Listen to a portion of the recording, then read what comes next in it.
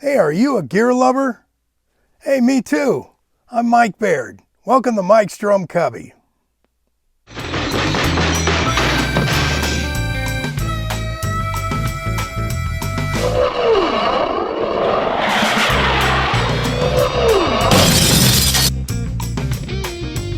Hey, welcome to the Cubby. If this is your first time with us, the Cubby is about my vast collection of gear, but stuff that I usually use the most, also that I've added to my collection, and I'll be reviewing new stuff that's not part of my collection, but it might soon be.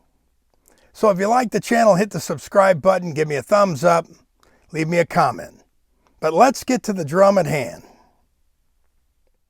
The Joe Montanari drum. I've received a drum like this one, and it was a prototype.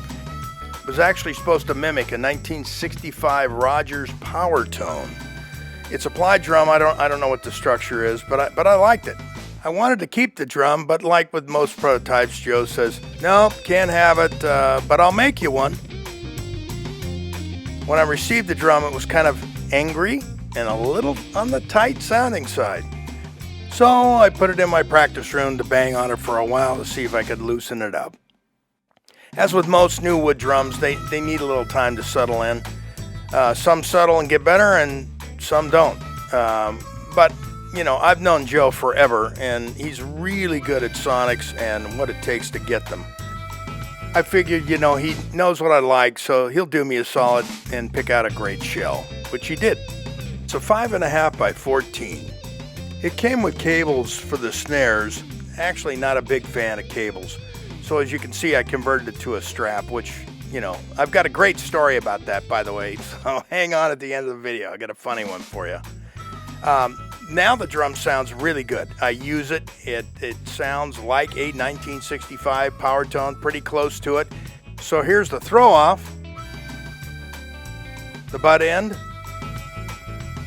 the lug, and the logo.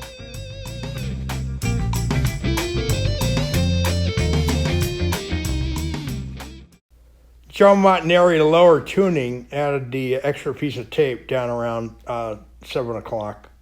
Okay, so we got the Montanari and we tuned it down in there. Sounds good there. I had another piece of tape right around 1 o'clock because it needed it, but anyway.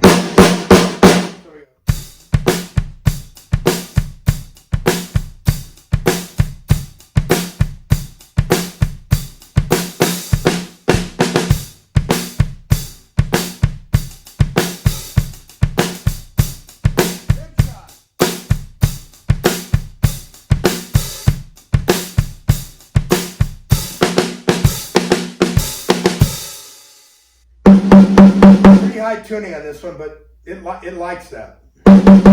We'll try it different ways, but anyway, you check it out. We got you know, tape at 12 o'clock, like around in between 10 and 9 o'clock, and then down here around 6 o'clock.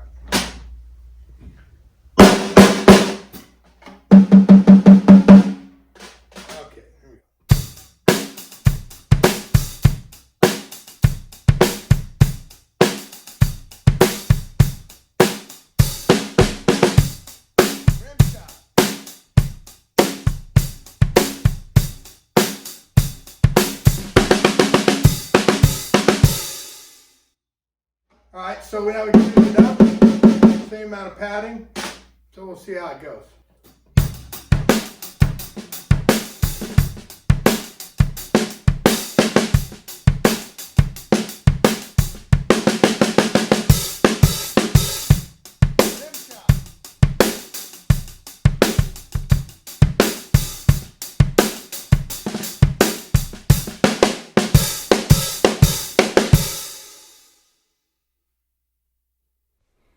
Hey everybody, I just wanted to do this insert. I forgot to do it when I originally cut the video. So anyway, to really hear what an actual vintage Rogers Powetone sounds like, There's a friend of mine named Jim Glay, Glay, and he's a collector and restorer and a player and all that jazz. And he's got a great YouTube video that does 3 drums. It has a vintage Rogers Powetone and 2 different Dynasonics. So in case you want to hear it, go to that, look him up on YouTube. It's really good, and they'll give you an idea. Now those drums are wide open. There's no padding like mine has padding, but you'll hear the basic idea of what the original Powetone sounds like. So anyway, thank you for watching, and let's get to the weight of the drum. Okay, we're back. Anybody want to guess the weight of this drum? 7 pounds, 15 ounces.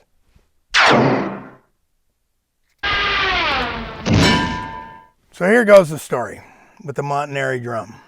I had this live gig coming up, and I thought this drum would sound actually pretty good in the gig, so I figured I'd take it. And normally I don't like taking cable drums because what if, right? But I figured, what's going to happen? It's brand new, or just pretty new, so it's going to be all good. Yeah, sure. Well, we get to the gig, I do the rehearsal, everything's fine. Everything's fantastic. Drums sounded really good. Get to the last song, finish the last song, great. So I just tweak it, start tuning a little bit, retune, just ready for the show. Next thing I know, I'm playing a tom-tom, not a snare drum. Yep, snare wires are laying on top of the snare stand. Well, didn't bring another snare. Didn't think about that as a backup, which would have been smart. So, broke my own cardinal rule, and here we go. So what do? Take it old school. Start taking my shoelaces out of my shoes, and I'm going to tie it up that way. Get through the gig, and we'll deal with it after that. The bass player looks at me and says, what's going on? What are you doing? And I said, well, cable broke on my snare wires, and I'm going to use my shoelaces. I'm going to tie it together and get through the gig. And he goes, I've got some old guitar strings. Would that work? And I went, yeah. Are they thin ones? And he goes, yeah, they're thin. I go, you got wire and you got cutters? And he goes, sure. And I went, I'll take it.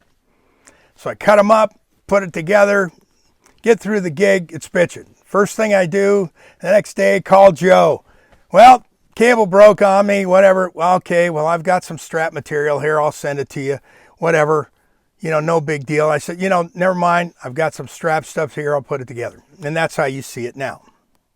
But with that being said, this drum sounded better with the cable. And on certain drums, that's not necessarily metal drums, but wood drums for sure. If they've got deeper snare beds or whatever, for some reason, the cable pulls them more evenly than a strap does. I don't know why. It doesn't always work that way. Especially on older drums, it's more prevalent than it is on this one. But anyway, I'm going to go back to cable because I like the way it sounded better. Anyway, so there's the story for today. We've come to another end of an episode of Mike's Drum Cubby. If you like the channel, give me a thumbs up, hit the subscribe button, send me a comment if you like. And what do we say at the end? And that's it. And we'll see you in a minute.